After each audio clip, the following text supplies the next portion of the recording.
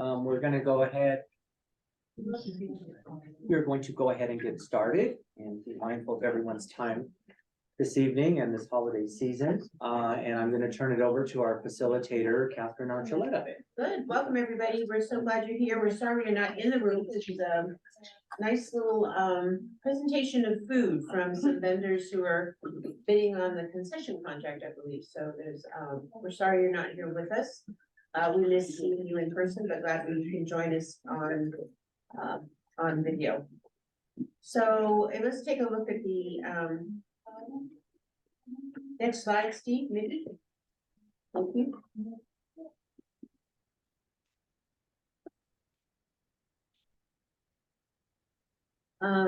This is how we're going to work together, but before we work together, maybe what we need to do is introduce ourselves.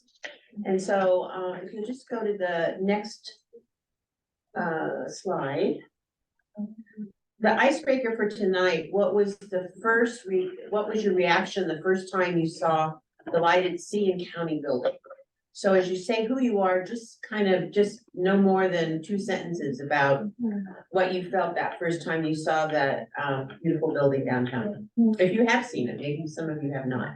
So I'm going to start with, I actually can't see who's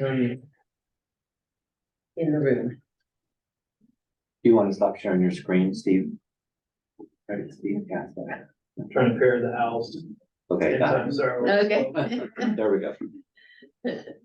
So let's start with Mike. Could you introduce yourselves and tell us just 2 sentences on your first reaction to the city and county building?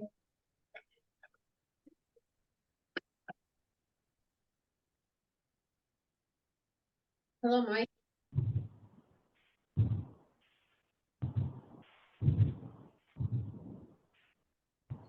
You're on your phone. Okay. Yeah, the whole set. Okay, let's go to Anne. Anne? Good evening, everybody. I certainly am missing that buffet. It sounds like it would probably be wonderful. So it was a long time ago that I first saw the city and county building lit up. And of course, it's beautiful. One of the things I love about it is that they can use multicolored lights on it. So, you know, if the Avalanche win, they can make it purple and all of that. So, or the Rockies win, they can make it purple. But one of the things I also wanted to just mention really quickly is 1 year for the biennial that we have in Denver. They actually projected other things onto the building, which I thought was so beautiful. I don't know if anybody else saw that, but it was really gorgeous as well. So those are my thoughts. Thanks, Anne. And our visitor or our guest, our slip holder from Birdseed Collective, I'm not sure who it is.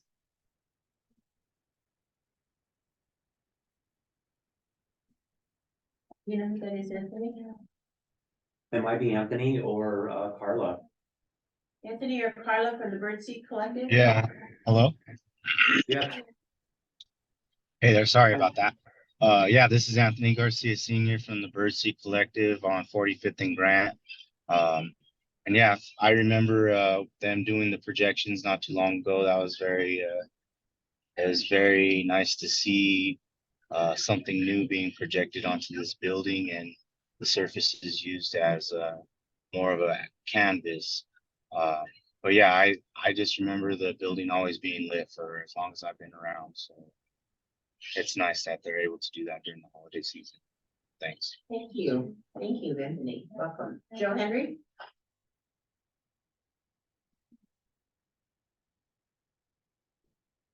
Hi, Joe.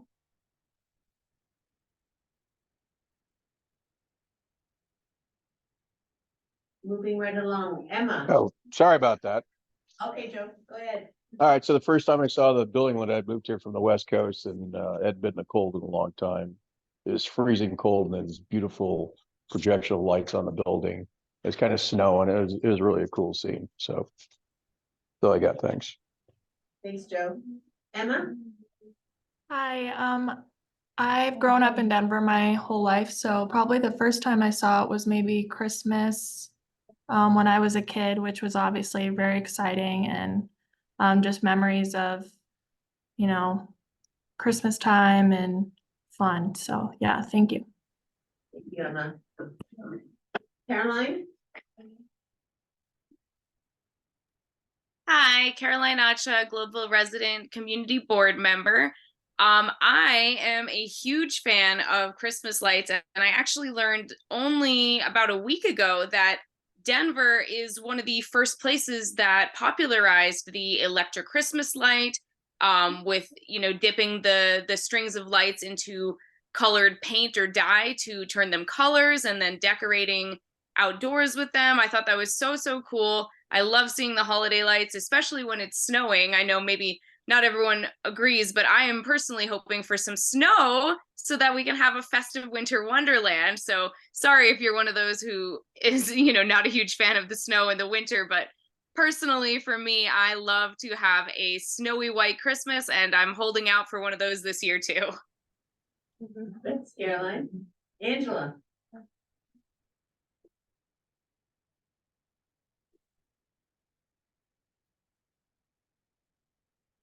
You're on mute, Angela, if you're trying.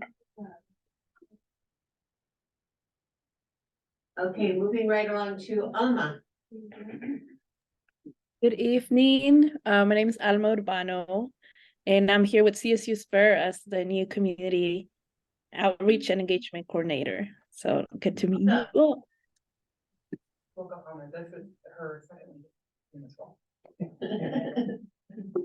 Great. Yeah. Sorry about. AE. Oh, never mind. Go ahead. Oh, I remember the lights since I was a child too. So it's been a while with them. So really enjoy them as well. Thank you. AE.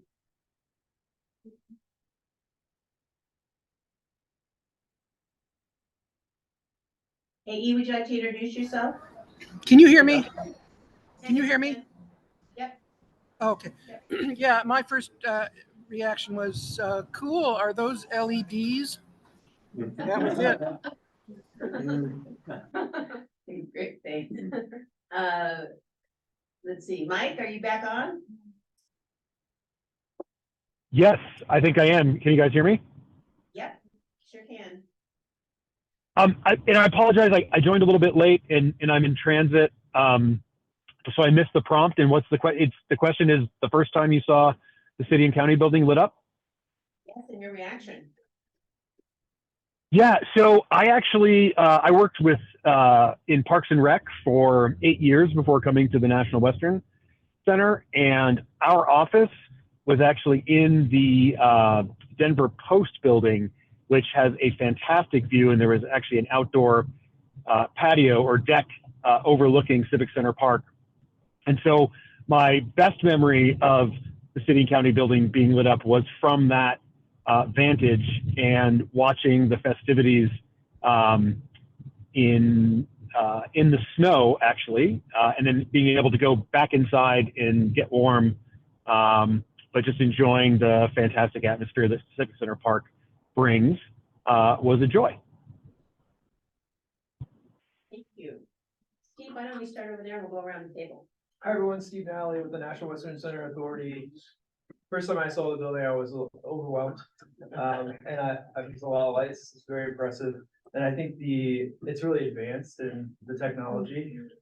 I think they're probably using LEDs now, AE, but I think the first time I saw it to, what it is today, it's pretty spectacular. Hi, my name is Lori Huertas. I'm with Focus Points. I'm the Director of Program Impact. And I just think the lights are beautiful.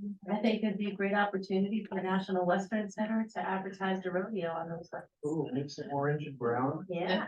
All right. Sandra. Hi everyone, my name is Sandra. I'm from Global. The first time I saw the lights, I was 9. It was very amazing, spectacular to see all those lights. Beautiful. And it was really cold. I don't like the cold. I don't like the snow. I don't like the winter. Sorry. Can you hear me? For everyone in the room, can we make sure we use our Not quite outdoor See, voices, but so speak up. So everyone The can- first time I saw the lights, I was 9 years old. It was very amazing. It was beautiful, all the lights and everything, but it was really cold, so I don't like the cold. I don't like the winter, I don't like the snow. The last time I went to, it was about 15 years ago. I only see them from far, because I don't like getting out of the car. Good afternoon, Fernando Pineda.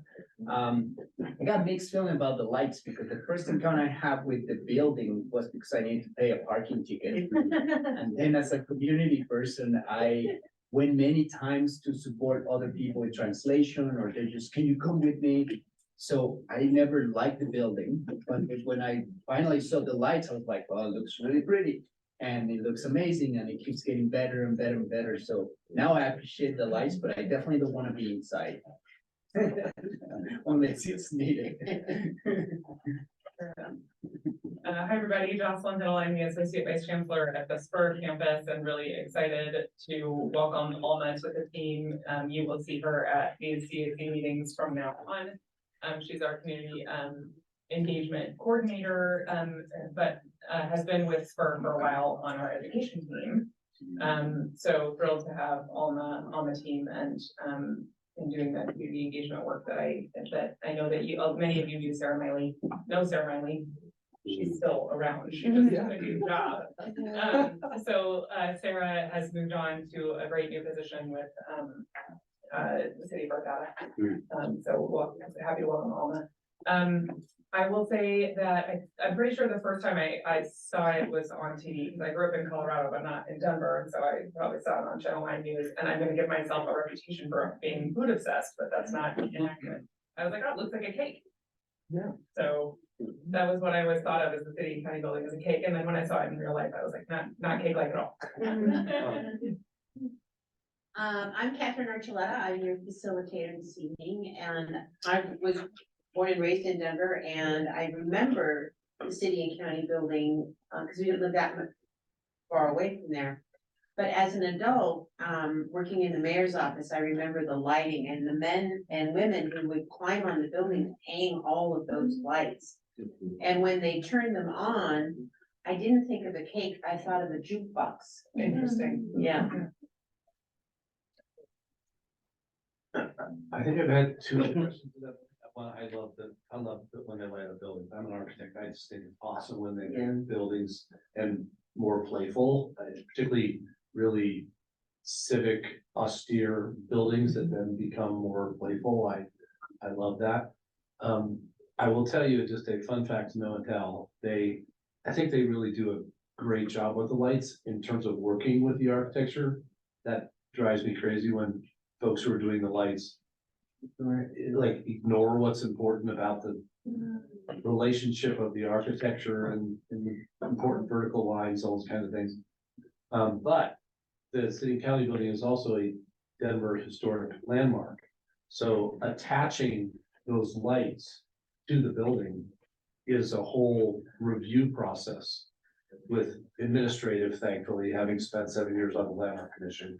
We were not reviewing the fixed spots for the lights in the city and county building. But they have to be super thoughtful about how they attach all that stuff without drilling holes into the building. Which now that this building is a landmark, we will need to be more fastidious about drilling holes here, which is different than its past history where people have drilled holes in the side of this building for lots of not particularly important reasons. So it's just 3M strips, right? That's Just actually. 3M on the brick, yeah. You just gave me a great idea though for the 2024 holiday season. We need to light this building. That would be, this would be a really cool. Director of Real Estate is in the room. Call him. Yeah. You could, this Yeah. building would light very nicely. Yeah. Good You idea. can see it from the other side. So good evening, everybody. Anthony Aragon with the National Western Center Authority. Just two quick thoughts. One, just when I saw the lights, just, mesmerized. And then just the fact that now if you go, they're played to music, which wasn't always the case. I'm that old. And The other cool thing when I worked in the mayor's office was we used to know when they were going to be testing the lights. So we were able to I was able to go and get a sneak peek before before the mayor actually flipped the switch. There were opportunities to know when they were testing. So that was pretty cool to get a sneak peek even before the mayor did. So thanks. And then Anna, thanks for joining us. I can guess the icebreaker. First time I saw the city and county building lit up, okay. I used to do ghost tours in Cap Hill. And in the holidays, we would switch to holiday light tours because Denver is officially the first city that did outdoor lights. And so the city and county building used to encourage people to take so many lights on their own homes that the city of Denver at the time didn't have the infrastructure for the electricity. So it's like a funny story where they were like, great job, everyone, tone it down. So the first time I saw it, I was actually on a tour. I didn't know Denver, I just knew the script. And I was like, and that this time music and lights will happen. And that first time I did it, sometimes it doesn't work. Like it doesn't, the lights don't work or this. And after doing the tour for a long time, I would tell people, lower your expectations. It's a 50-50. And I don't know if it was every year or just that year, but so that was my first encounter. I was kind of like, I guess not much happens, but then I saw it when it was troubleshooting it. So I really like that, passing by there and kind of going like, oh, that's right. Denver really does care about their lights. And the stock show, right, is a massive part of that history. Yes. Because you wouldn't take the lights down until the stock show was done. Yeah. Good point. Did you guys not mean to tie that in there, or did you? I assume that's why we brought it up. No. I mean, that's why. That's what I think, yeah. Yes. Right. Angela, would you like to introduce yourself? Be back on. Okay, she needs to step away. All right, so let's go back to the agenda just to review the values and remind ourselves of the standards we set for our meeting. Go back one, there we go. Oh, another one. They're going forward or backwards? Back. Okay, backwards.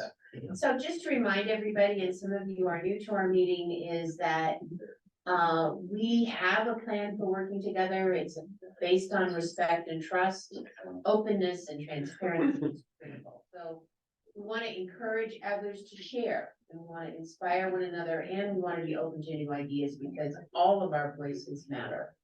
And we understand that sometimes realities face us right in the face, they face us directly, and that we strive for partnership through collaboration and cooperation. And as a facilitator, I'm asking you to remember the wait rule. Why am I talking? To make sure that as you're talking, that you're making sure that you're on topic and that you're sharing the speaker or the microphone with everybody. And then the other wait is, why aren't I talking? Because in order to have engagement among all of us, everyone has a voice. There's not one particular voice that's more important than another, and your voice does matter. Tonight, we have an agenda that Steve is went back. We've completed our icebreaker. Thank you, everybody, for sharing your city and county light stories. We're going to talk about community updates, then updates from Brad and Anthony on the center. We're going to go back to Anthony's going to spend some time on the website to talk about updates on the website, and then we'll roll into our CAC roles and responsibilities. And I know that you've seen a marked up draft of it, which will be the basis for our conversation. So with that, I'm asking if there are any community updates. Would you like me to pull it down? Sure, please. Right. Community updates from anyone? Okay, you'll have to speak loud because you have such a soft voice. No, I don't. Okay, so we have several updates. First of all, I forgot to say that tomorrow we have our first meeting with Alianza Eco Mujeres, which is a group of women that are gonna be created different surveys and different forms that we can take to the community to get data. Because we have a bunch of data and I myself are in the health study. And we've seen that data and it's really old. So I created this group with women to get new data. We're not scientists or anything, we're just doing it that we have to do, you know. We're gonna do some canvassing and everything. Tomorrow is our first meeting. And it's just to gather new data about everything around us. Health, crime, environment, everything. We're thinking that it's gonna take us about a year to do all that and to be able to have it. I don't know how we're gonna do it. Because I don't know if it has to go through the city or any of those things, but we want to have those surveys done. Every survey is gonna be focused on different things, like the first survey is probably gonna be about environment, so we're gonna go and knock on doors. So it's a group of women that is gonna be knocking on doors, talking to the neighbors, and getting all the data. Just because we have to do that. It's very disappointing going to these meetings, the health study meetings, and we see all that data that is been done a long time ago. And there's a lot that has been happening in our neighborhoods since forever. So things keep changing and we don't have recent data. We already know that is one of the highest neighborhoods or 3 neighborhoods that have the highest asthma, the highest diabetes, but everything is really old. All the data is really old. So creating this group is gonna help us do that. We're working also on getting the funding to pay every woman to do this work, because it's a lot of work. If you guys are interested in sponsoring that group also, there's opportunities. And also we're still doing the walking tours. We started, I think a month ago. I think this Sunday is gonna be the 3rd one. Also, if you have flyers or anything that you guys need us to take, we're planning to do it this time in Swansea. We just did a little part of Globeville because it's been really cold. We started really late, so probably this is gonna be the last one because it's really, really, really cold. And then we started also with the cooking classes. We started with the certification. We did it this Monday, this past Monday, 18 residents, and they registered. Only 12 showed up, but those 12 did the 5-hour test. It's a 5-hour test. They did the 5-hour test and they got certified. They all passed the test, so it was pretty awesome. We're planning to certify 36 people and see how that goes. It's a new program that has never been done in the community. It's on Spanish. We have professional chefs. The chef that is gonna be leading the program with me is he's the executive director of Master Chef Mexico.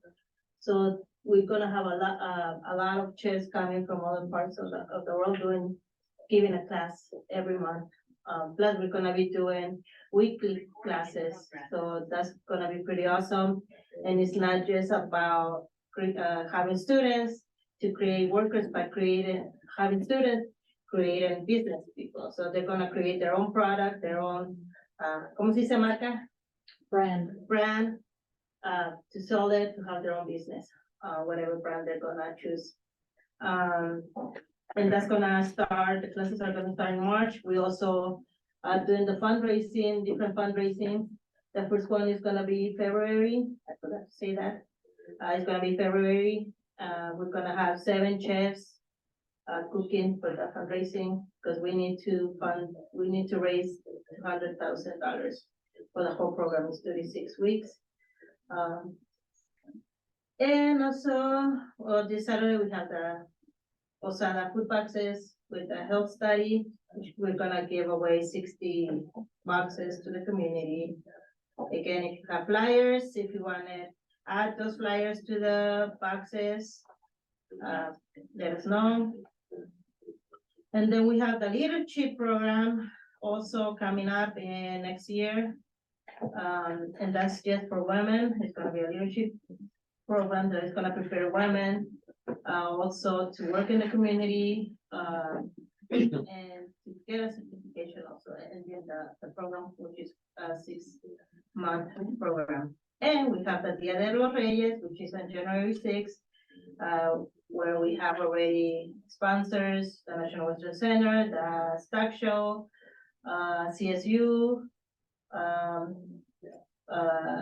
I think we have Joe here. We have also Joe and his staff getting toys for us. Also, we have Facebook friends doing donations. So thank you to all of you that are donating toys for the January 6th. In Mexico, we celebrate El Dia de los Reyes. And I think that's it. Thank you, Sandra. Other announcements, you're doing a lot. Other announcements? Tierra Colectiva is still fundraising for an open parcel at 4790 Josephine, 4790. They're gonna make it a food forest that's unfenced. There will be a community process about what perennials, what trees, what goes in there. The ground is very, contaminated, just like historically it is. And we found that a food forest is the right way to leach those heavy metals out of the ground. They stay in the bark, and then the fruits and the food product is edible. And so we're very excited about that possibility and have a purchase agreement with the landowner. And so just anyone that's interested in getting involved in that in general, beyond the fundraising for it, if you're like, oh, I want to be part of that community process, please let us know. It would be our first open green parcel. But to Sandra's point, it's just, we keep seeing so many of these abandoned plots that are just sitting there and becoming tumbleweed havens. And our neighbors deserve just open spaces like any other zip code does to sit under the shade of a tree. So we're working on that, and that's our biggest kind of just goal right now before the end of the year. That sounds wonderful. Yeah, right? Yeah, I can't wait. It really does. And having it be, they were thinking of through the community process, they really want there to be like a gathering something, whether that's kiosks where people can be vendors, which I'm massive about, or a little flat area that people can gather for picnics. We don't know what it'll be, but if you close your eyes, there isn't really, to Sandra's point, an area that you can do that. Elyria Park isn't very safe, and this would be adjacent to focus points, so there'd be some cool benefit to like having eyes on the area. So we're excited about what that looks like. Congratulations. Yeah, thank you. I heard something, I don't know if this is true or not, but speaking of Denver history, I heard that it used to be that you were required to plant 2 fruit trees when you built a house in Denver. That's cool. Not true. Probably not true. Probably not true. I I'm don't gonna know. look that up. How would you find out if this myth was Maybe true? history is not true now. It's definitely not true now. I know. Or but maybe way it's one of back those like in, sub laws that. Like, Yeah. I don't know, like the 1800s, you had to plant fruit trees because it was like about trying to make enough food for you and your whole community. Well, we learn about the fruit trees during the trip project is that they're not safe in this community because they don't capture the metals in the trunk because it's very thin. So the trees that we used to plant or we're still planting is the big ones, the shading trees and all of those, because what happens with the metals, they go to everywhere and the fruit trees, so it's not safe to eat the fruit. We should definitely, I wonder if it's certain species or not, or whatnot. We were talking to Doug and they were saying the opposite, but of course, Doug would be very excited to just get a food forest in. So let's double check that and make sure that we're, that would be, it'd be very much a Snow White. I'm pretty sure we can help answer that question. Amazing, let's do it. Yeah. Cool. Collaboration happening right now. Real time. Any other announcements from community? Fernando? Yeah, just on the tree thing, and my apologies, I have to leave the meeting in person. My kids are getting in the honors roll of North High School, so I had to run. But I think on the trees, we Create Results also are part of a city effort that has to do with planting trees in private land, meaning in the people's homes, not on the public right of way. And we are going to be able to expand that to not only these neighborhoods, but other neighborhoods in Denver. So happy to just be a resource for whoever needs it to, because we are talking to the Forest Service and everybody specifically on what are the trees that we should not plant in Denver because they are harder to grow or to survive, and what are the special species that they are not only approved but strongly recommended to plant. And happy to discuss more that with anybody on that one. And so yeah, I just want to weigh in for that one. Thank you. Thank you. Anthony? Yeah, hi. Couple things. Birdseed Collective is working with the Green Dot Coalition, and we just received a big EPA grant to plant some more trees and some plants along both sides of I-70 from Lincoln to Pennsylvania. So we're slowly trying to work on that. That's going to take a couple years for us to, remediate the soil and, put the proper like clover and all that to get a cover crop going first. And then we plan on doing some painting and planting trees in those areas.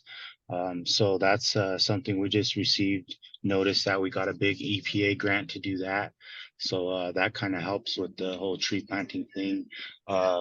As well as we did a big survey all last year about greening our neighborhood and how can we, help with the pollutants that are already existing in the neighborhood. And so this year we're able to share all of the survey responses, and we're also developing workshops through CASR to better help the community understand what's going on and find ways to collectively solve these problems. Also, for the past couple months now, Birdseed has been doing our best to help find resources for our new Venezuelan community that's been hit. Globeville's been really hit hard by this wave of migrants. And unfortunately, the community center at Birdseed is one of the few places that provide resources for them. So we have been collecting donations like jackets, all winter gear, hygiene products. We've also had a couple employees start a small coalition to kind of go out and find where these encampments are and how and distribute clothes, blankets, whatever they may need. And so we're still kind of asking for help with the other community organizations. If you all could have any donations delivered to us, or if anybody wants to volunteer to help sort clothes.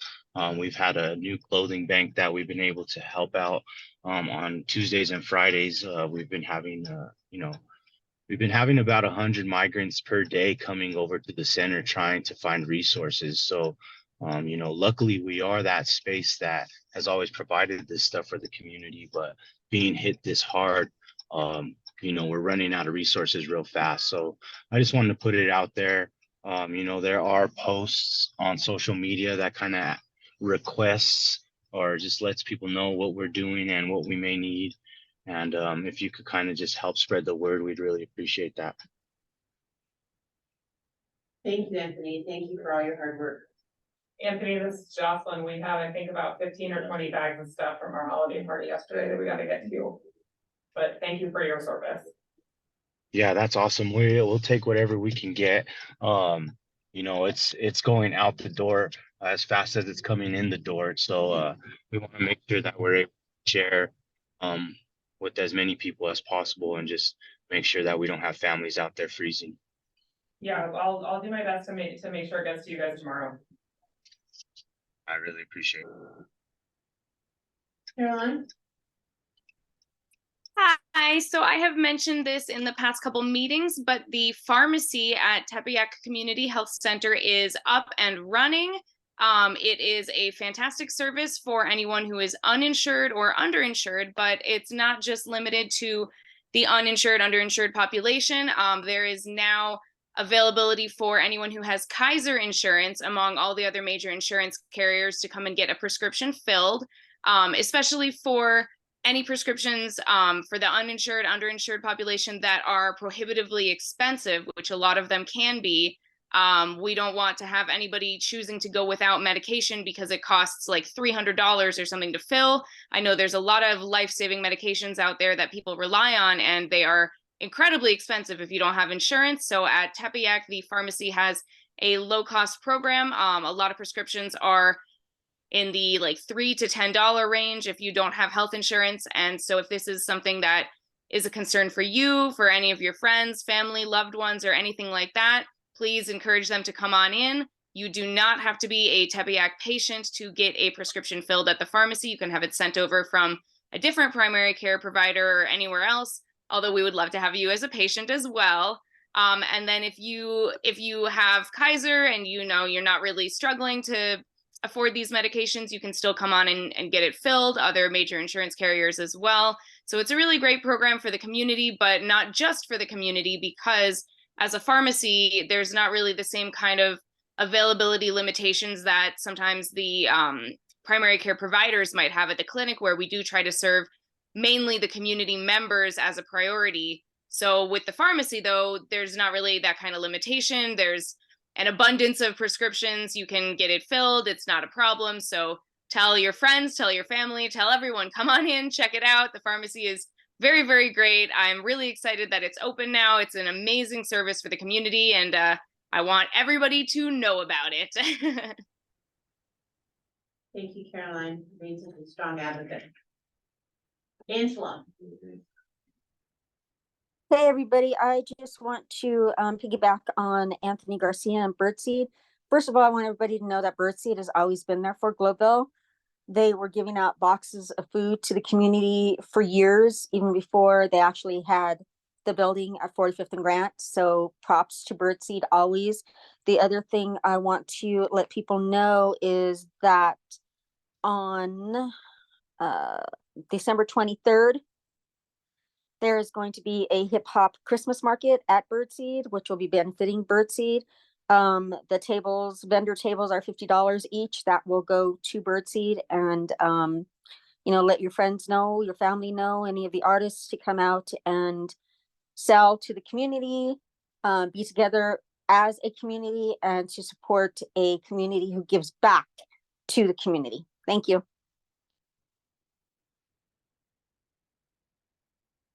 All right. I have two updates really quick for community on December the 19th. The Johnson Rec Center is going to be hosting their Christmas event from 5:30 to 7:30 p.m. They're going to be distributing toys to the children in the community. And then also Councilman on December 21st, Councilman Darrell Watson, in partnership with the mayor's office, is going to be hosting a community meeting to talk about the Radisson Hotel, and I distributed that flyer to all of you last week via email. I just wanted to remind you of those two: the meeting with the councilman and the mayor's office on the 21st, and then the Christmas event on the 19th. Thank you. Thank you, Anthony.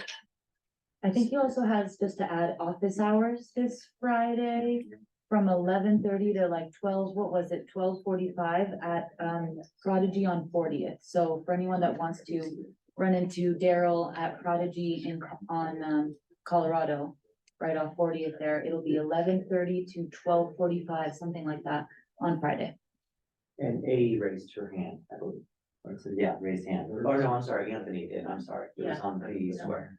Anthony, are you good? Or do you have another comment? Yeah, sorry. I just wanted to comment as well. The Blood Brothers, which is a local Globeville organization, will be having a free gift giveaway on December 17th from 12 to 3. And that's at the church that's on Sherman and 45th right there, the big gray building. So that's for all ages as well. I just wanted to throw that out there. Thank you, Anthony. Let's move to the center updates. Brad? Anthony? Yeah, okay, yeah, so the, what we have for the National Western Center update, I believe I shared this at last month's meeting. We were working, to engage community residents, around the 2024 stock show. And, we put together a few events, the first being, the stock show parade, which is going to be on January the 4th. We have, secured a horse-drawn wagon to be in the parade, and riding in the parade will be students from Swansea Elementary School and Garden Place Academy, along with a couple of chaperones.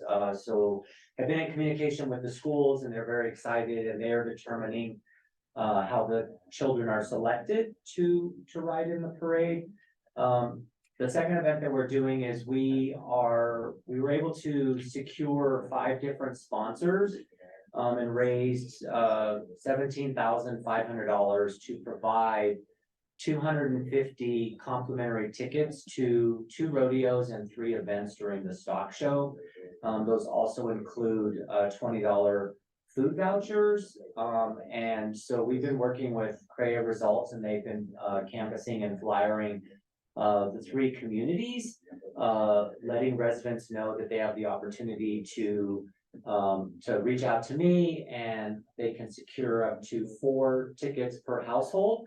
Have run into 2 instances where there's more than 4 in the household, and we're trying our best to accommodate those requests when possible.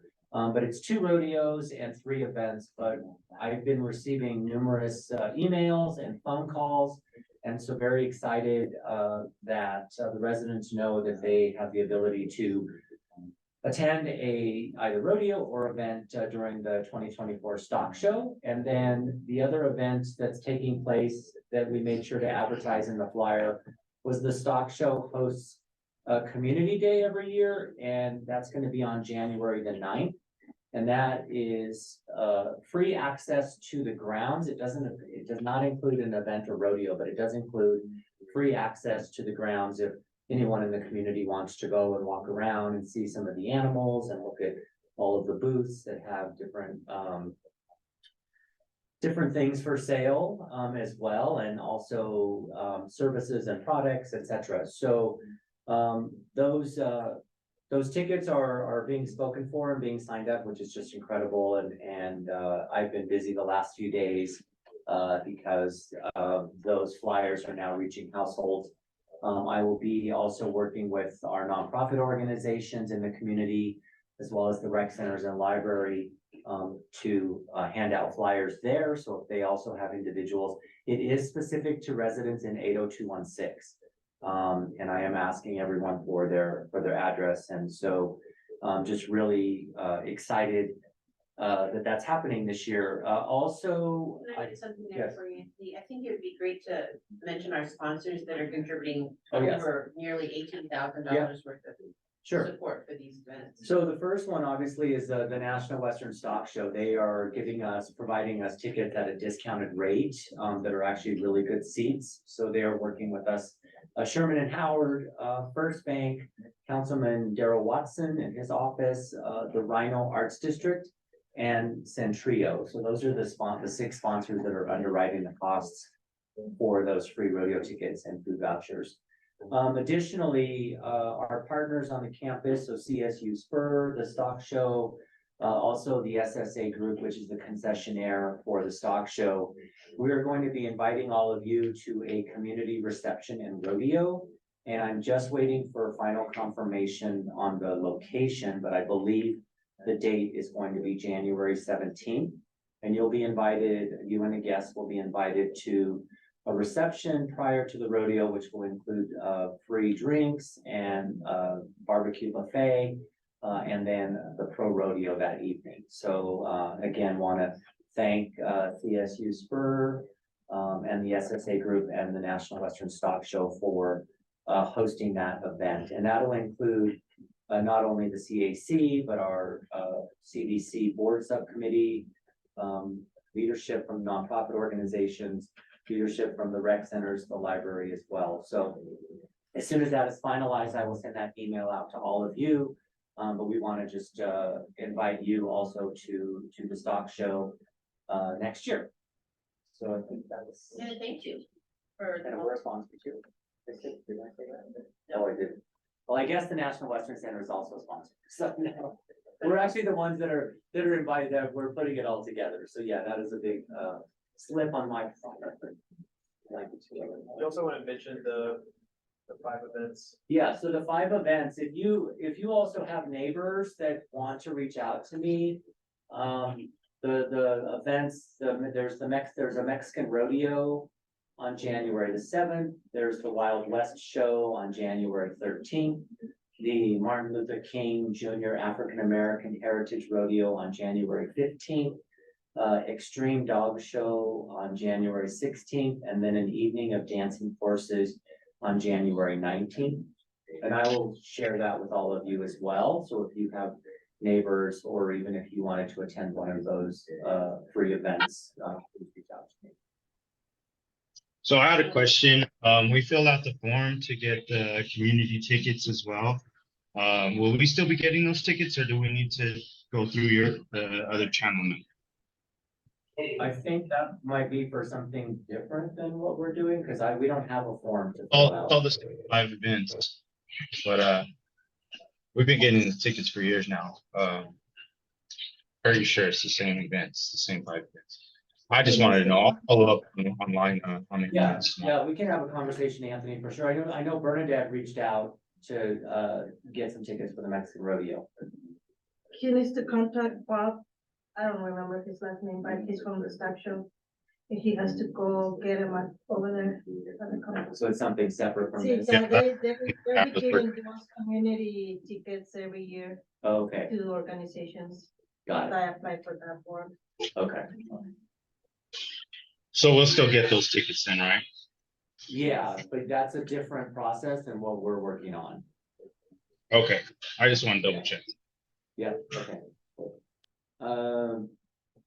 I think we are gonna talk about, I just want to know what an extreme dog show is. I don't know, you have to go and experience it, I don't know, Extreme yeah. dog show. And then under the National Oh, Western they Center, do tricks, okay. under the National Western Center update, Steve, if you want to provide a quick update on procurement. Sure. Hi, everyone. Tomorrow is a very exciting day for the equestrian, parking garage, hotel procurement. We were expecting our first round of proposals back to us tomorrow at 1 p.m. So that we're expecting some really good proposals. These will be the stage 1 proposals, which are mostly qualifications-based proposals. Depending on the number of teams we get, we will work through a shortlisting process. We intend to announce that shortlist at the end of next week. We will then give those teams, the shortlisted teams, the holidays and all the way through January to work on their stage 2 proposal, which will have a lot more detail. There will be concepts, there are a lot of components to the community, things that we've all been discussing that we will expect to see in the stage 2 rounds. We'll make a selection probably in March and announce that partner maybe by end of March or early April. So that's the update on equestrian. Any questions on that one? Great. The other procurement that we are also working on is the Cup North parking garage. We're still writing that RFP. We're really trying to get that out before the end of the year. And that's all I have to say on that one. I guess I should add one more detail though, is we're procuring a partner to then work with over the next year. And so I think there's, for Cup North, we are seeking a partner where we will discuss these community opportunities, we'll discuss development opportunities beyond just the parking garage. We will get a sense of what's possible with this group. And many more conversations will be happening kind of after the selection of that partner. We probably will not get highly designed parking garages back as part of that proposal. We will get a good partner that can deliver a parking garage in the future. So that's our plan and approach for that one. We have other procurements. I'll turn it over to Brad for those. So the big one going on right now is our concessions procurement that'll start in 2026. We received two really highly qualified proposers for that procurement. Jesselyn from Prodigy Coffee is on the selection committee. She's a community member on the selection committee. I'm not on the selection committee because the recommendation comes to me from the selection committee, but I do sit in to hear a lot of the information. Been really impressed so far with the submitters embracing what we told them was important from community and what the RFP said was important from community. And so more to come, but so far so good. Really impressed with the kind of creativity and commitment to the things that we all talk about around these tables so far.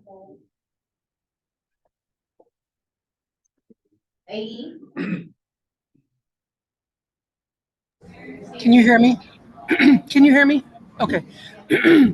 I have a general question about what is the forward facing permitted disclosure of the matrices and the different scored criteria?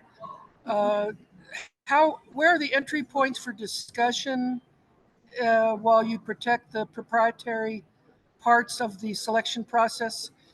I'm not sure if this is a variation from times this has happened before, or if there's a continuing, or if you've still got a continuing opportunity to see those. Maybe that's a question for Steve. I'm not sure. You know, is this going to be a matrices scored process, Steve? And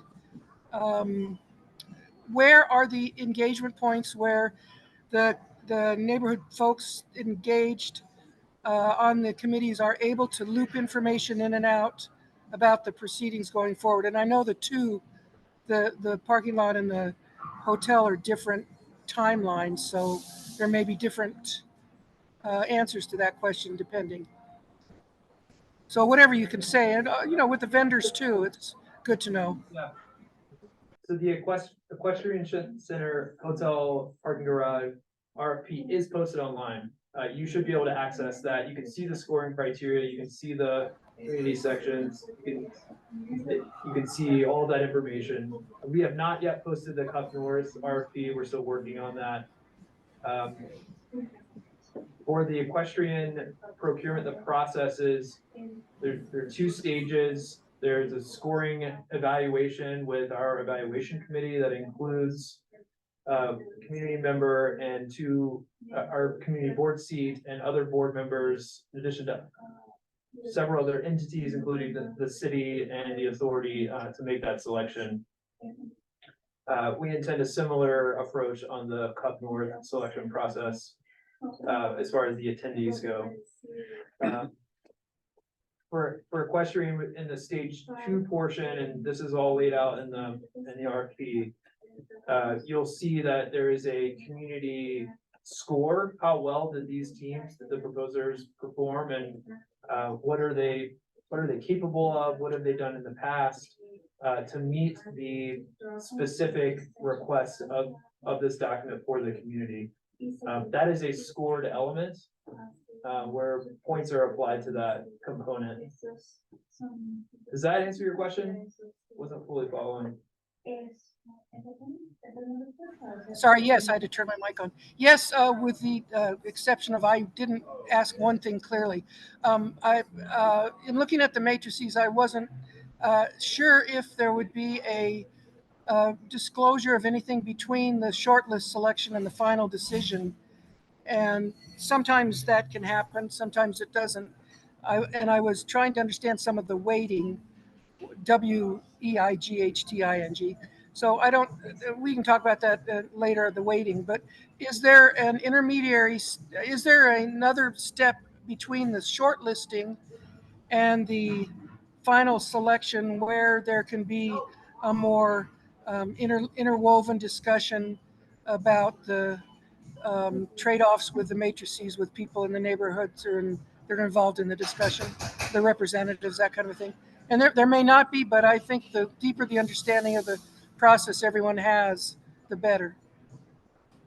We will not have an open discussion with the community members in the evaluation. That's a confidential discussion, and the participants of that committee are signing non-disclosure agreements, and that has to remain confidential.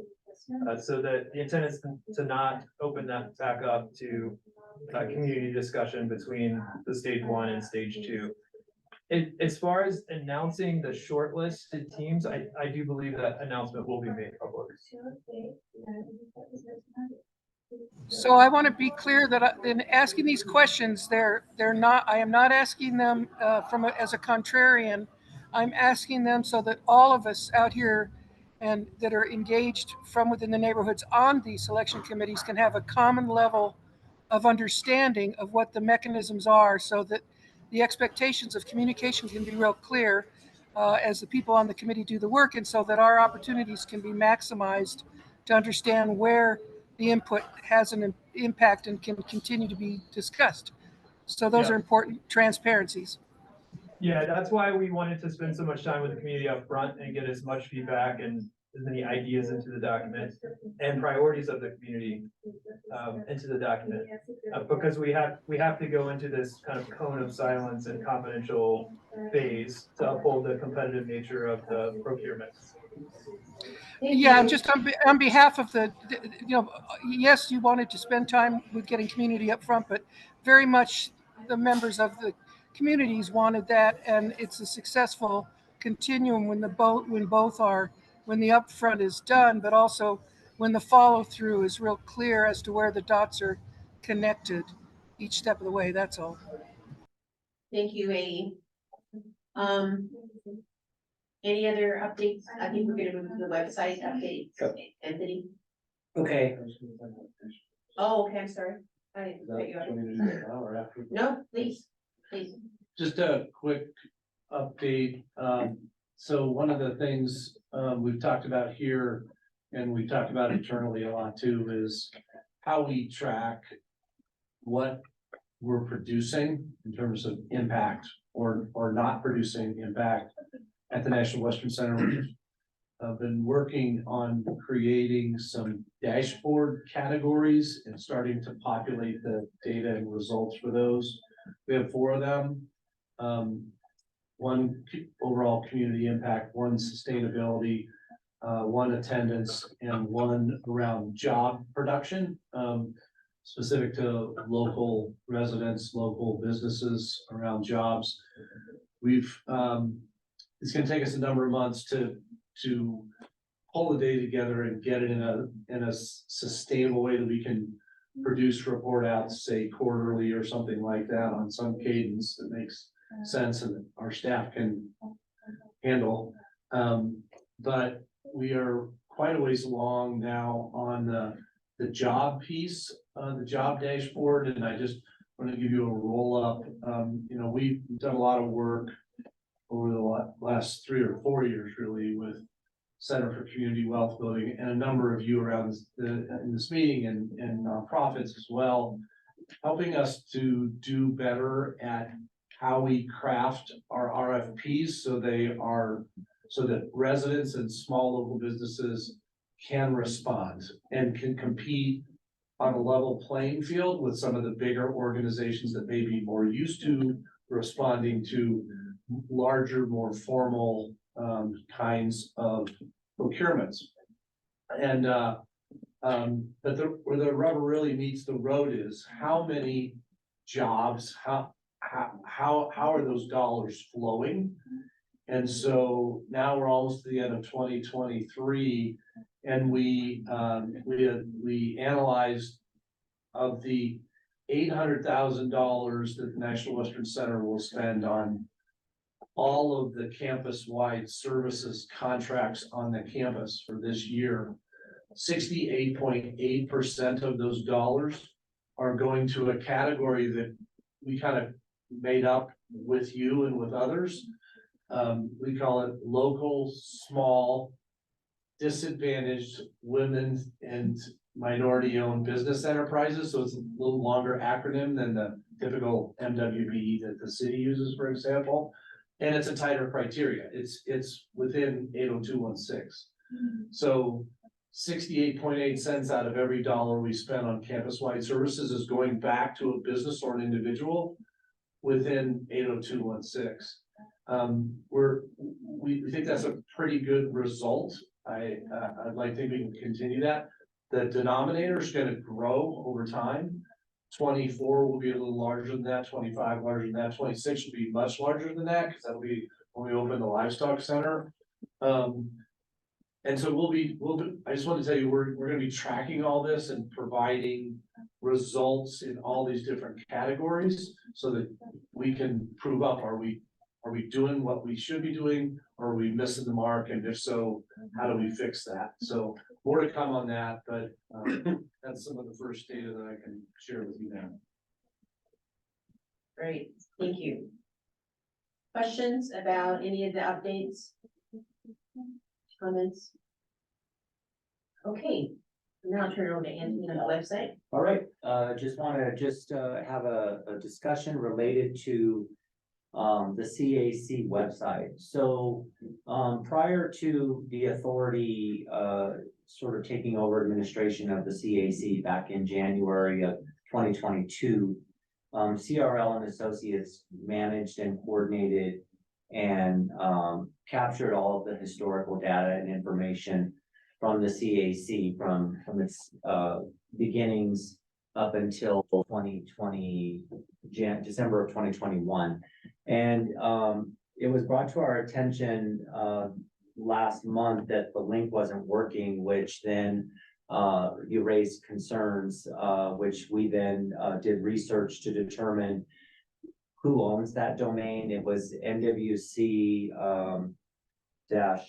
CAC.com, and that's where all of the historical information was captured from, we believe, back as early as 2013 to 2021.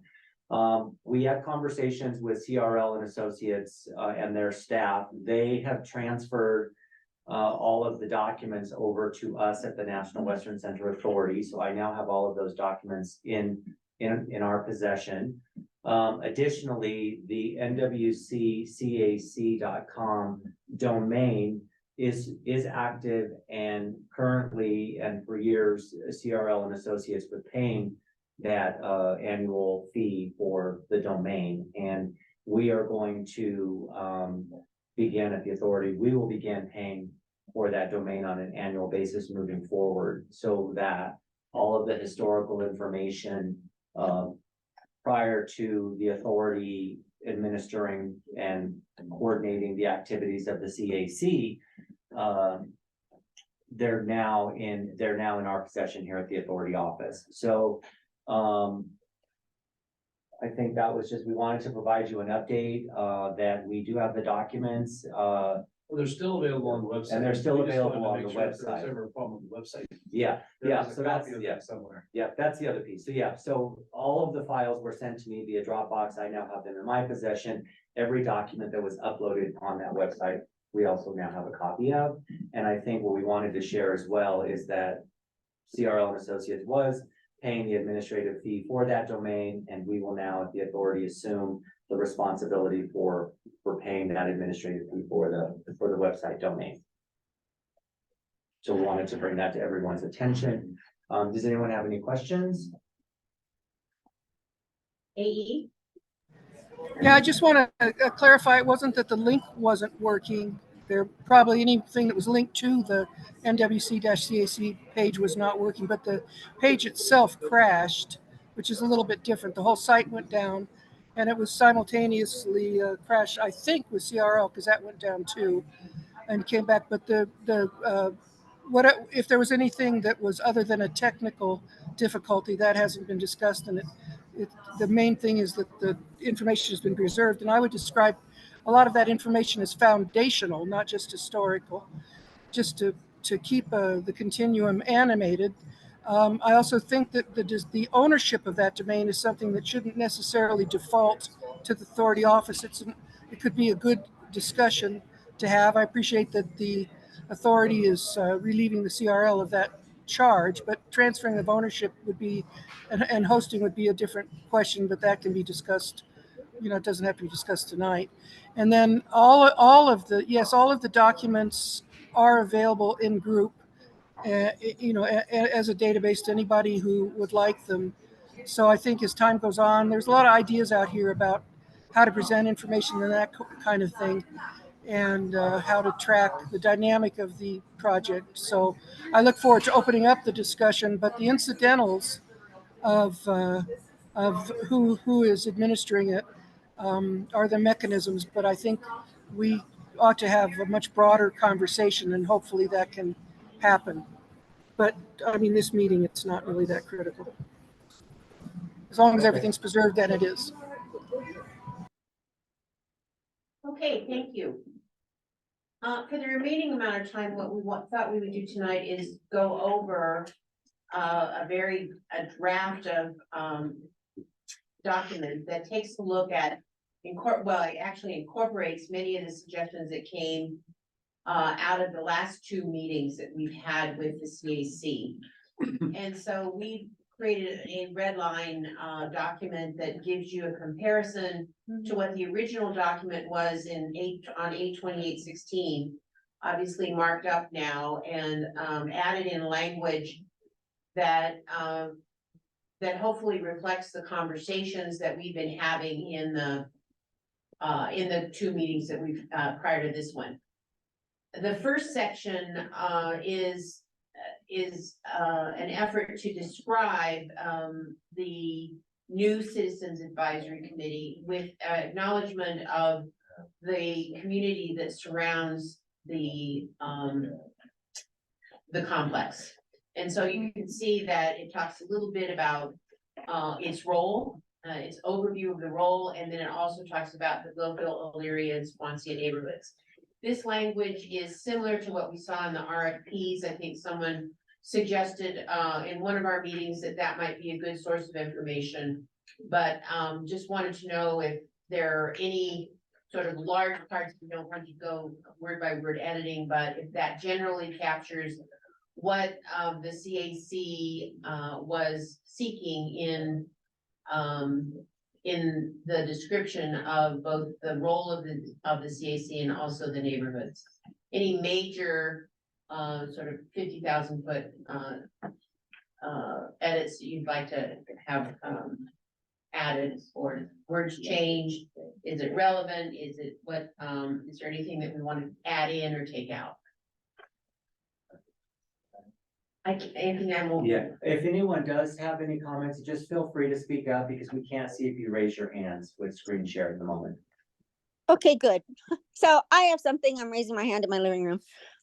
Is there anywhere in this document where the community members are volunteers?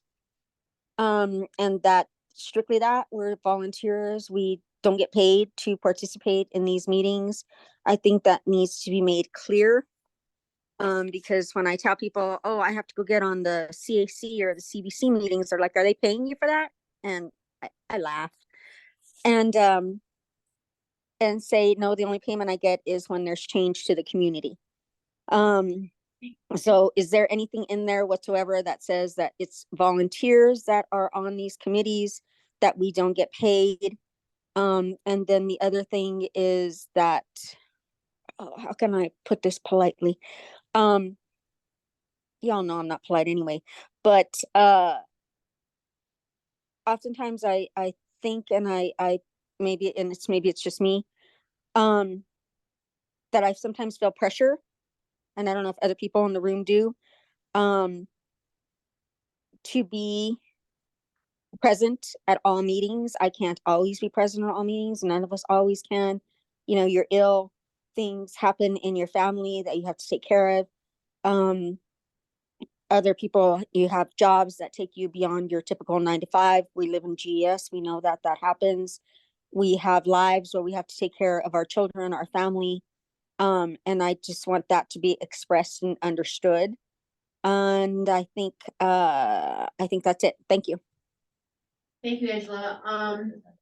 To your second issue, the, in the, when we take a look at the stakeholder roles and membership as we defined it there, it does acknowledge that those very things, there's a statement in there that's saying that people have lives and that it's, while I think, there was I think a fairly long discussion about sort of what is a stakeholder, who is a stakeholder, and I think the agreement that you see later on in the description, you'll see that it talks only about a max or a minimum of 8 or meetings in a year, knowing that many people have other things that they need to do, just as you described. So as you look through that, see if that language speaks to what you said. The other thing is that maybe going back up to the beginning, is that on the volunteer basis, I think this is leading to is really another thought that Brad would like to share with you in terms as we move into the new year. So we are open and would support a conversation led by this group around, if there is membership or what would qualify for someone to receive stipend payments for attending these meetings for community members. We think, we're doing that with community board seats now and feel like that could make sense for the CAC as well. But have to be a conversation that this group would have to think about what qualifies for that or doesn't. But we're comfortable committing to supporting that effort and that concept financially if this group would like to pursue that. It would be documented probably in a separate membership document, I would think, of some sort. Or maybe it's in this document, I don't know, but. Before we get in, we've sort of put off that discussion about stipend because we want to get the framework first and then add in the discussion of possible stipends. So once we complete this one, if we complete it this week or this month or the next month, whenever we complete it, then the next conversation would be about a stipend consideration and what you all as stakeholders believe would be fair and equitable.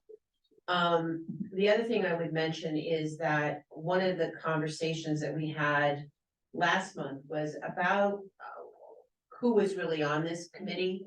And you all outlined what I hope is captured on this paper about how a participant can become a stakeholder. And I think Anne was really very enthusiastic about not calling a membership, but rather a stakeholder. That there was it really meant a lot of different things in the sense that there was an investment on the part of the stakeholder. There certainly is a possibility of an investment on the part of the authority in matching the time and effort that any stakeholder would want to make to the participation at the meetings.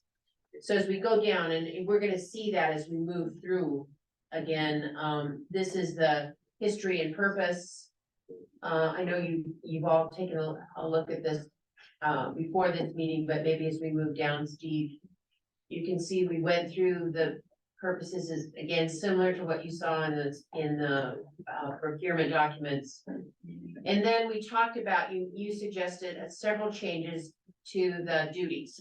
The first one, you added in advice and input and took out executive oversight committee and its related committee and referred accurately to the NWCA and its members. There were 2 other changes under duties that you suggested you'll see up here. Go ahead, is that it's the authority board, not the oversight committee. And then in the 6th bullet, the added words of and programming, build out and programming meaningfully benefits the adjacent communities. Those were in the first meeting, those were the changes that were suggested by members of this group.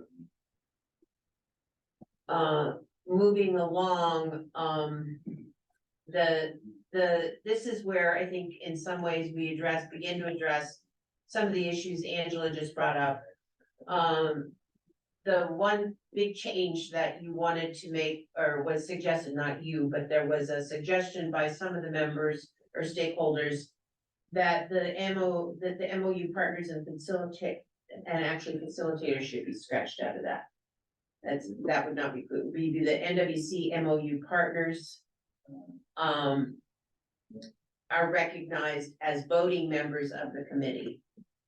And that would include the Western Stock Show, City and Counties, CSU, Museum of Nature and Science and History, Colorado. There was a discussion for several minutes about the fact that even though some of these individuals or organizations had not been, institutions had not been present, there was still opportunity to begin to include them. And then it was suggested that that section around sort of what it took to become a member be changed to what sort of to outline what a stakeholder was. So you can see that section that was originally in the document is marked up, and we go down to a new section, keep going there, and this is where any individual may attend the CAC meetings and encouraged to do so.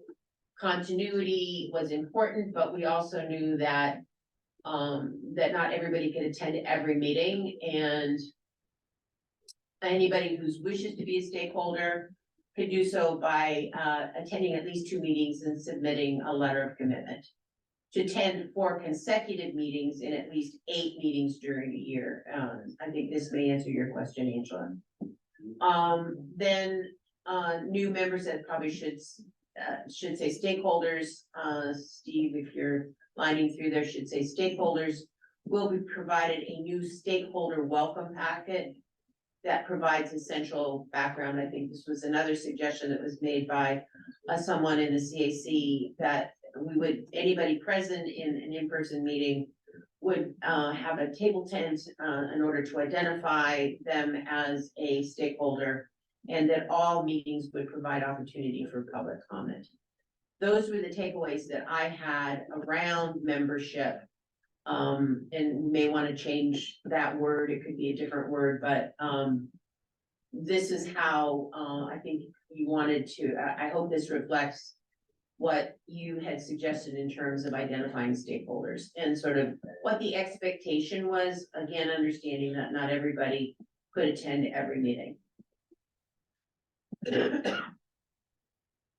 I'll just keep going, and then maybe we can come back and you can have additional comments. Is that member also stakeholder? Yeah, it should be stakeholder there too. Okay. Thank you, Steve.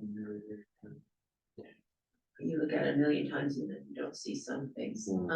So, and on the meetings, you established in 2021 a series of 22, a series of values. We start the meeting, every meeting with those values, and so that's basically what I lined through those and put in the values that we start our meetings with every month.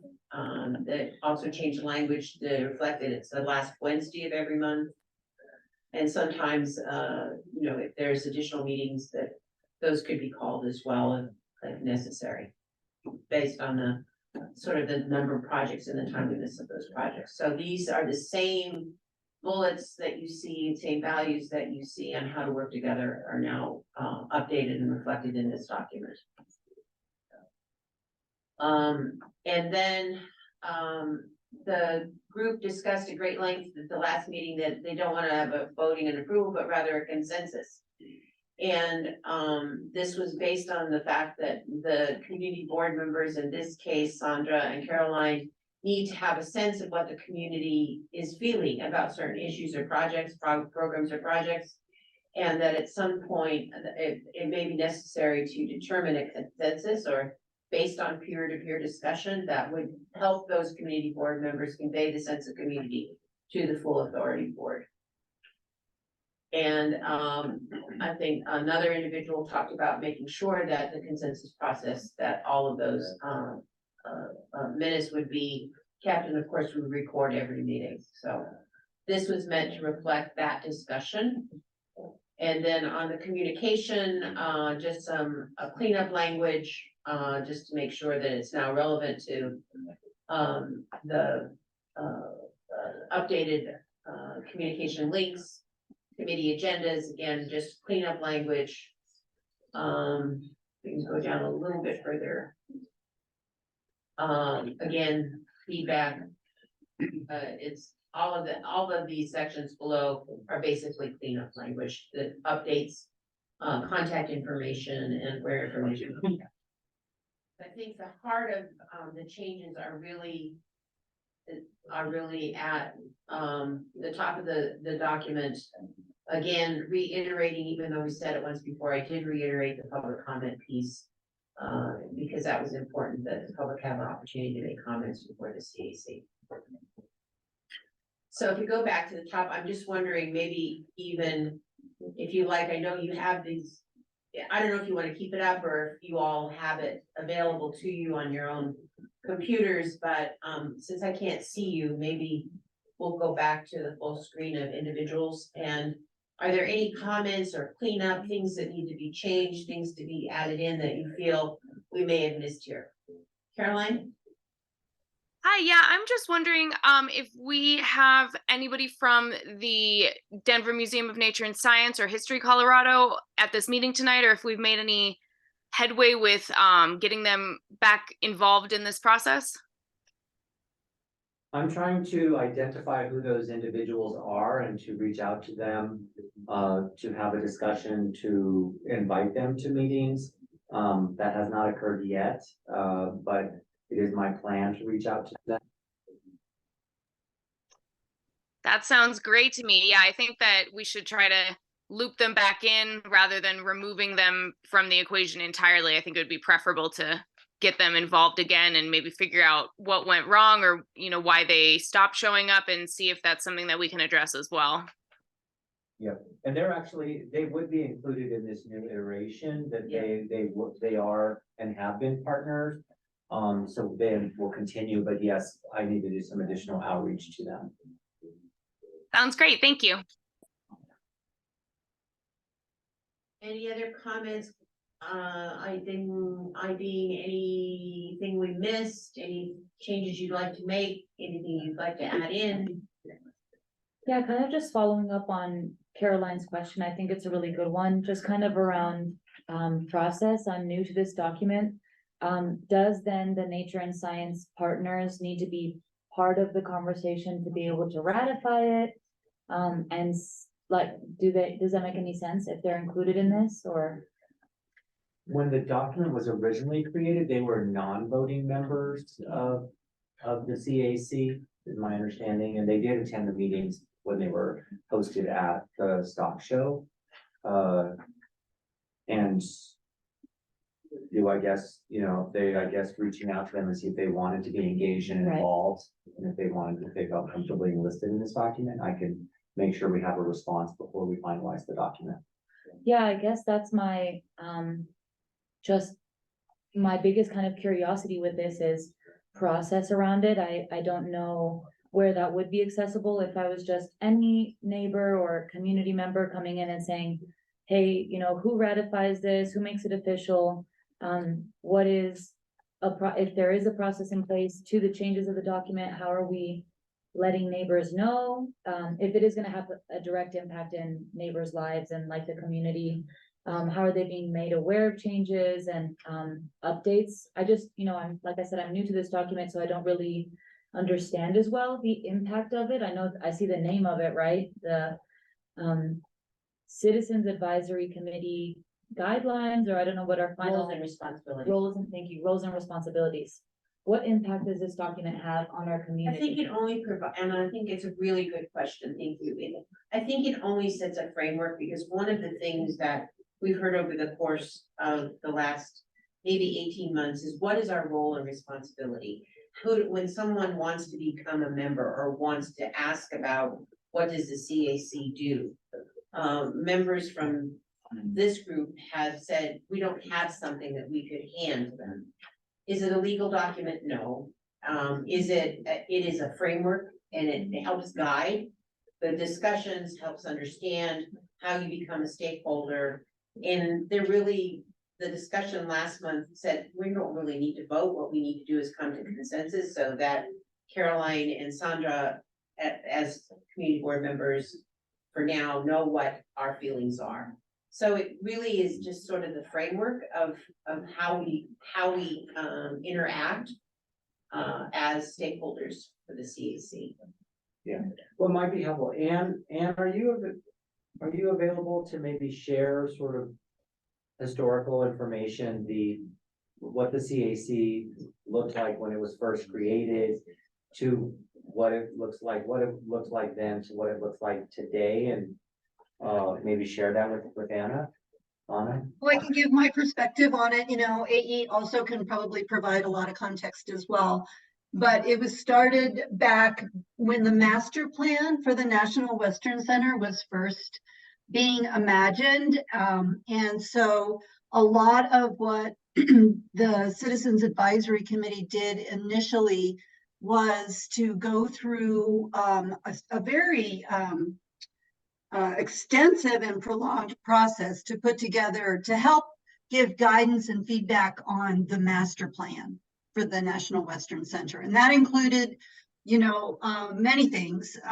Primarily in my mind is just the physical content and layout of the National Western Center, where the buildings would be located, you know, where each of the buildings went, how they interacted with one another. And of course, of primary importance is how the National Western Center interacted with the adjacent neighborhoods. And so physically, but also programmatically as well. And so, you know, how could the National Western Center bring enhancements to the neighborhood, benefit the neighborhood? So there were many discussions on that front.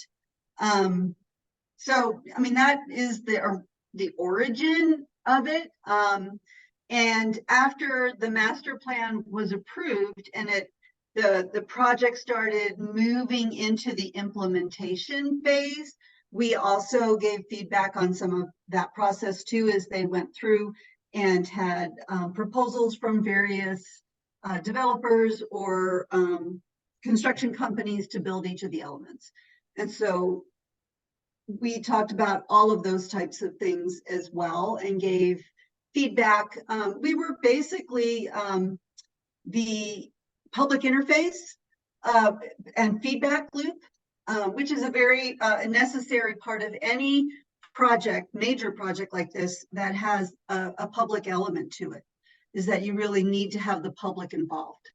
And so initially when I first joined, I had to apply to be a member of the National Western Citizens Advisory Committee, and the whole committee weighed in on whether or not to let me in.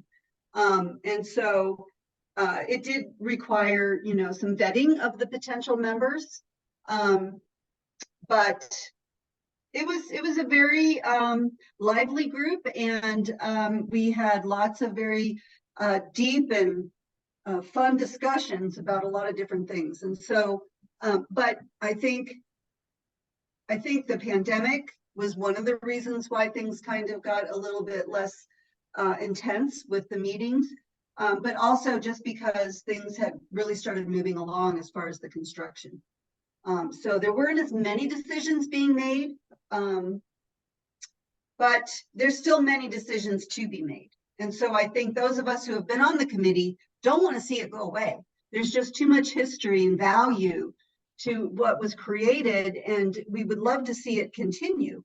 You know, likely with many new members, because they have new perspectives, and that's a healthy thing. But yeah, I think it's very important for it to continue. And also one other thing I'll say is that originally it was facilitated by CRL Associates, and that was paid for by I think it was the stock show people paid for that process. So, you know, that was the other question of how does this continue? Who manages it? Who pays it? Who facilitates it? So Anyway, that's my take on it. I don't know, AE, do you want to?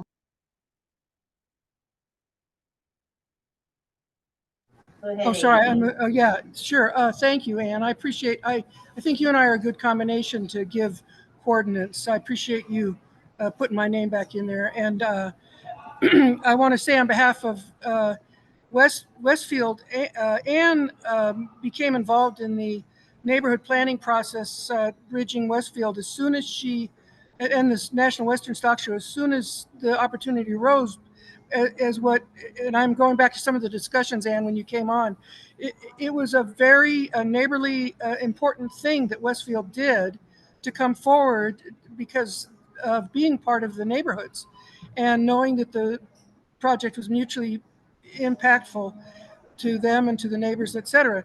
And came in after the National Western Center Citizens Advisory Committee was formed, and that was a good description of the vetting process, not only to make sure that the new prospective member, Ann, knew what she was getting into, but also it helped make people aware of what is the mutuality. And with the conversation, I remember the conversations, although I'd seen you at the neighborhood planning things too, Ann, but I remember the conversations, and this is a very important concern that I think needs to be revitalized, how we get to know what each other's, from different coordinates, what our vested interest or our impact interest is in the project. So yes, the original National Western Center Citizens Advisory Committee was stood up to make sure that under the auspices of the National Western Stock Show budget, facilitated by CRL, and the intention was to make sure, originally, to make sure that the value systems of this development were responsive and inclusive to the neighborhood's voice. And so the challenge, the neighborhoods plural, the challenge became, how do you create equity relative to voting, relative to participation in residents versus businesses, et cetera. So the very first meetings were all of the folks that had applied to volunteer for this were essentially invited onto it from within the neighborhoods. I think there's a lot of things in this document we're looking at that have subtleties. I'm concerned we're not taking a close enough look at, and I'm having some difficulty following along in this type of discussion, and I'm concerned about endorsing a document. There's a couple things. I'm just going to give one example. And I think it's under continuity. Let me see if I can do a quick word search here.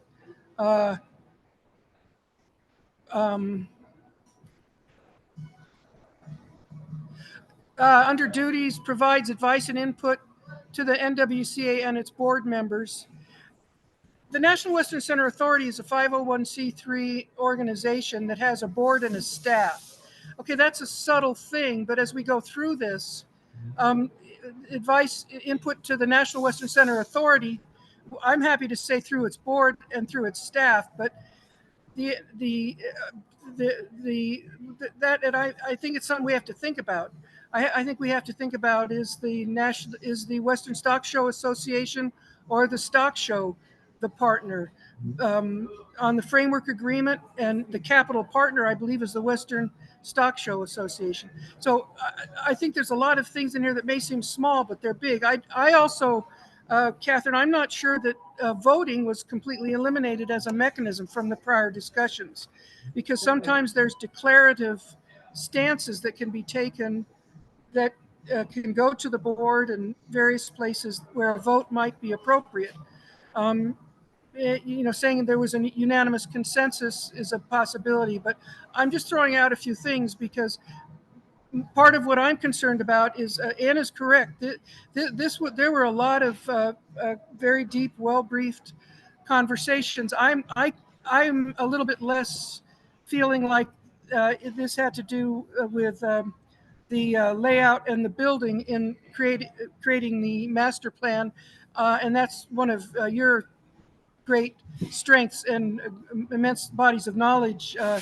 And I feel like the extraordinarily important part of the discussions over the years and with neighborhood constituents was around the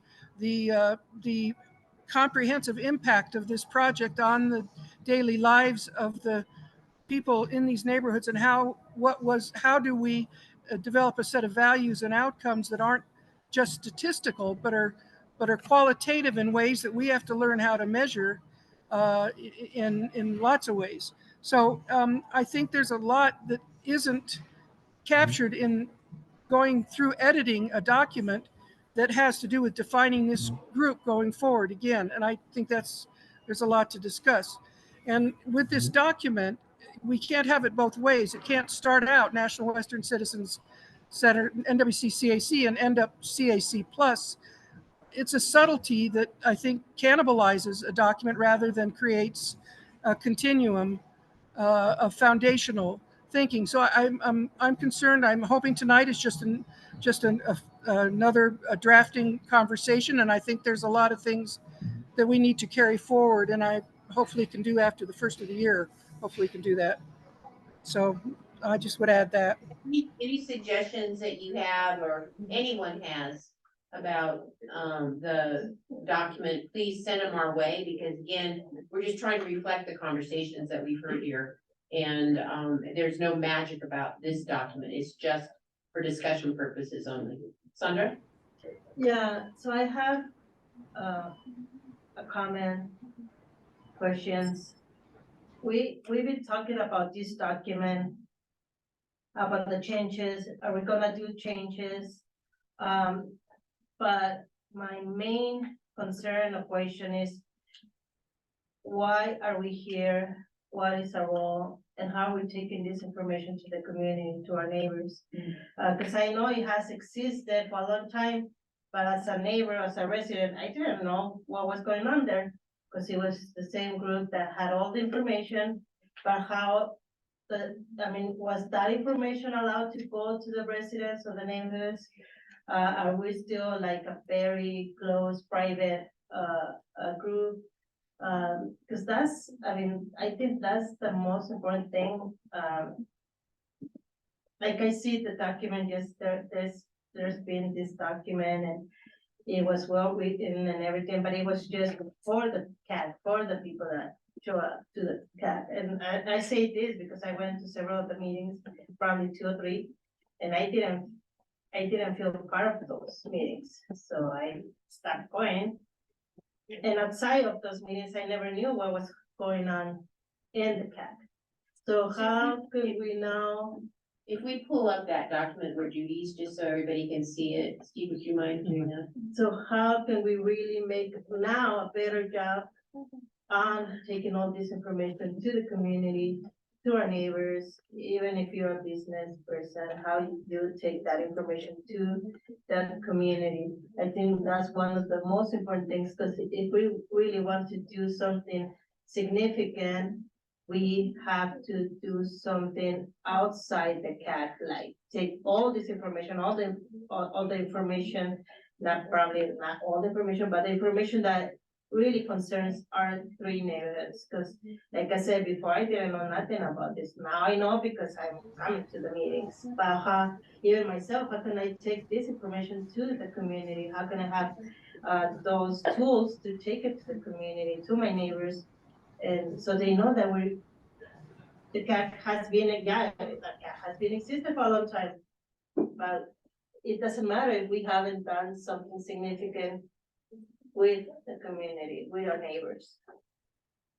I think part of what I've heard the discussion, the last 2 meetings is it's sort of both the work that happens in the meeting itself, the information that is provided, and the advice that is sought from community.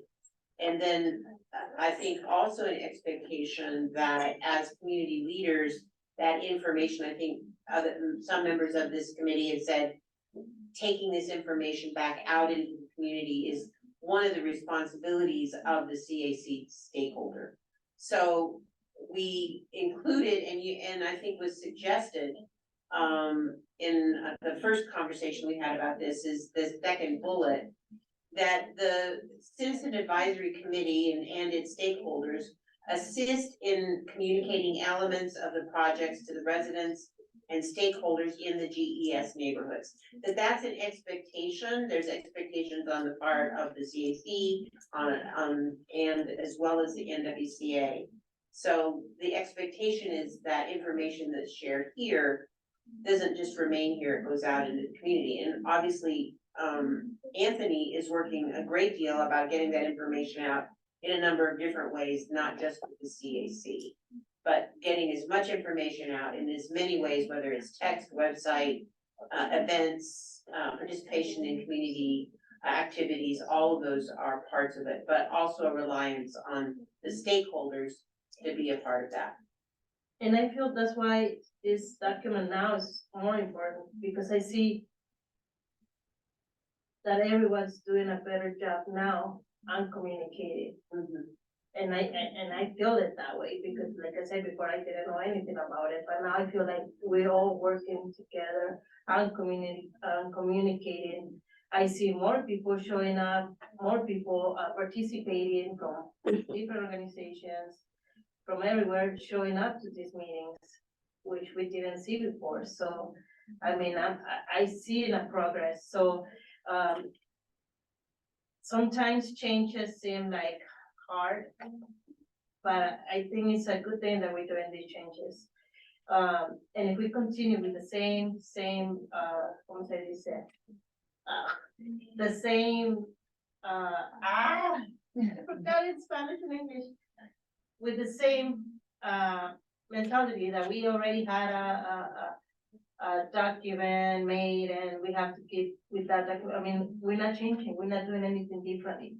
So that's why I think this is very important, because now we're doing something differently. We're trying to do something as a whole, not just the CAC, but also the community, everyone that is participating. So I'm saying this because I know it's important, the work they did before together, but we now a new group with the same people and with new people that are creating something new that can benefit everyone. So, and also, just to, I mean, if we're gonna agree on something, like right now we're seeing a document and we're talking right now about the document and we agree on this, we agree on that.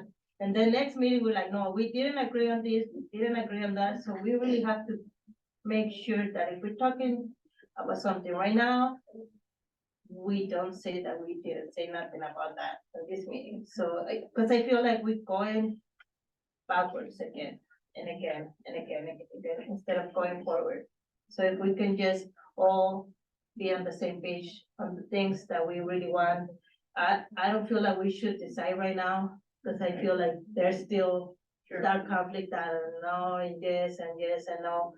When last meeting, I saw it very clearly. I saw that everyone agreed on the changes. Now I see like we don't. So if we can have more time on reading this document and things that we want to add and take off, we should just send them to you and really keep working on it.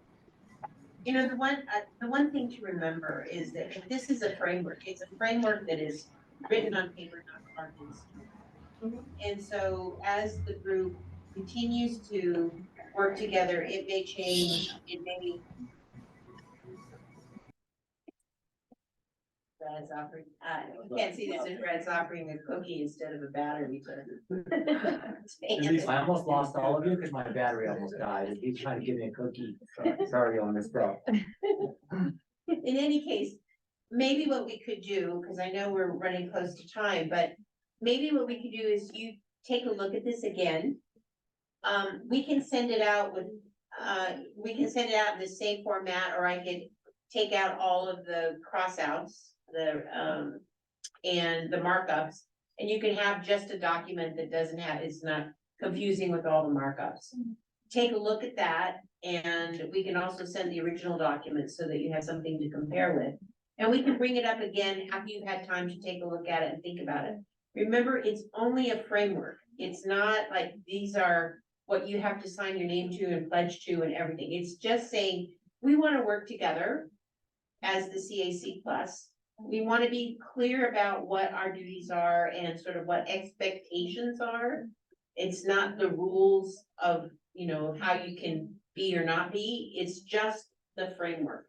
And those are really important because it just gives us sort of the arena we want to work in, but also, as I said, it's just paper. It can be changed at any point and we can go back.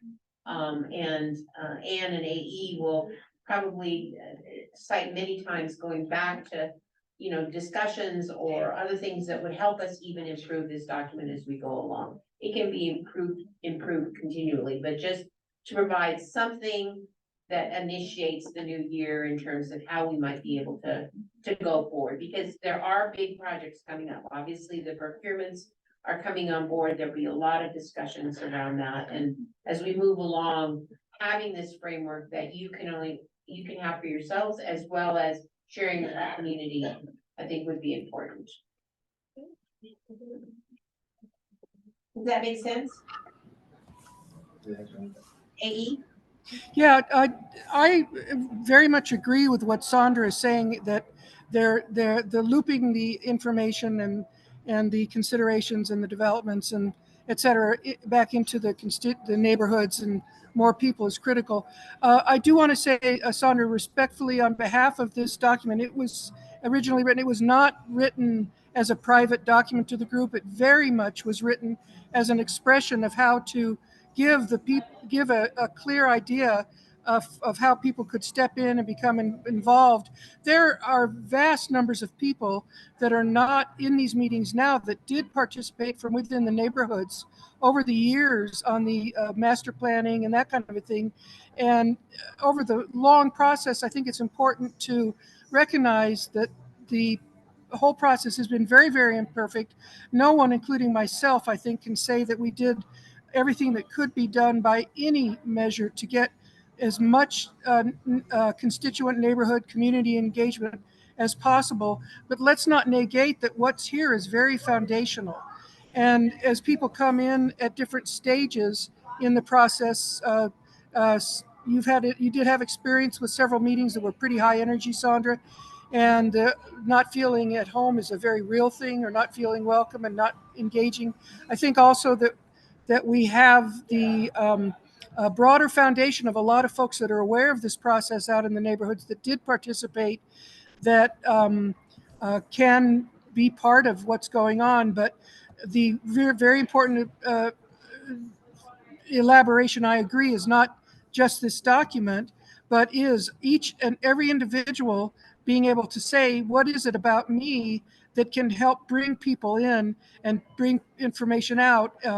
This is an open meeting and these are open discussions, and it's public meetings. So at any rate, I don't think it's just a piece of paper. I think I'm struggling to separate the meaning of framework, to think of framework in two ways, Catherine. The framework agreement itself for the project is extremely meticulous, and it's a structure that supports it. So I'm going to have to kind of adjust that. You're talking about something a little more informal. But yeah, the definitions of how we're engaging with the neighborhoods, not just through a staff person or groups or anything, but through what is this organization? What is it for? And what are its recommendations? What level of recommendations and briefings are we going to equip people with to participate in decisions and influencing each step of the path forward with this development? Thank you for those comments. Any other comments about this? If you want to spend some time over the next month reviewing this, we can come back in January and take another look at it, take another run at it, see if there's anything that's missing, anything you would like to add, anything you'd like to take out. This is an informal document that just describes how we want to work together, with a statement of what the possible duties or maybe roles is better. I should think that word duties out of there, but what the role is of, and that, I think, to Sandra's point and AE, to your point, that it's something that can be shared within community about what they CAC is doing. Brent? Something that is in the document that might be looked at slightly different way. It's heard from one of Sandra's comments about how do you talk to other community members about the CAC? I wondered whether we refer to a welcome packet in here, you know, for people that show up here. Another use for that might be something that current CAC participants could take to share, to answer your question. Could that document also provide the kind of information that they would need to determine what is that? Why would I want to be there? Why would I want to take a Wednesday night of my own personal time to be there? Is it worth it? All those kinds of things. So just a thought of way to leverage that tool that I think is referred to in this document that we don't have that today. Great. Any closing comments, Brad, as we wrap up? I guess wrap up the year, right? This is our last meeting of 2023. Nothing from me. Comments from any of the stakeholders? I just want to say really quick that I've enjoyed the process because I remember meeting somewhere else when this was all being done. And you had community members were all invited and you had sticky notes and you had questions about what was going to be done till where we are today. So I have seen it evolve from my perspective and from someone that's not originally from Denver in a positive way. I've seen gentrification occur in other cities where organizations like yours have not been so mindful of the community. So I'm very proud to be a part of this process. Yeah. Thank you, Lloyd. Great. Just in closing, a couple of thoughts. I will send all of you the flyer to experience the 2024 stock show. And if you have friends or interest in attending a rodeo or event, one of those 5 complimentary events, please reach out to me.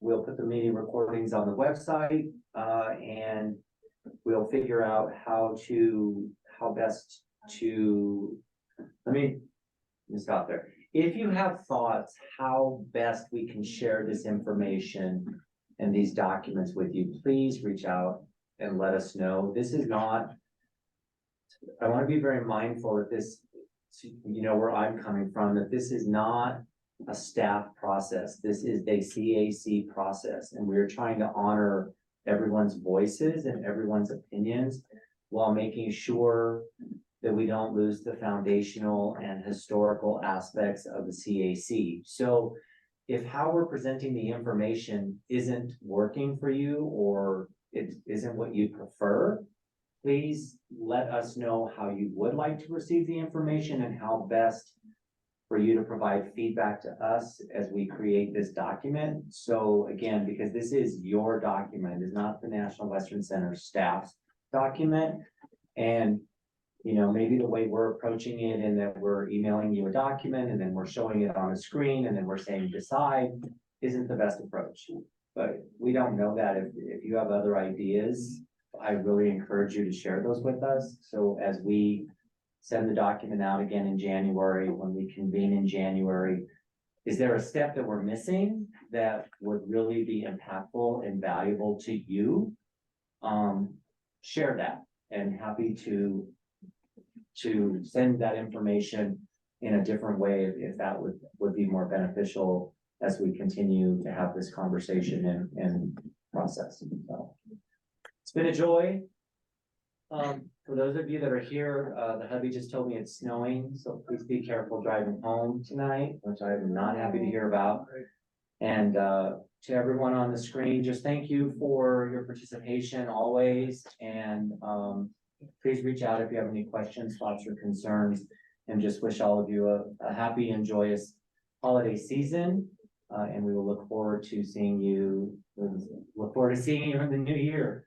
Already. So thank you all. Everyone have a wonderful evening. Good night, everybody. Thank you and happy holidays to everybody. Happy holidays.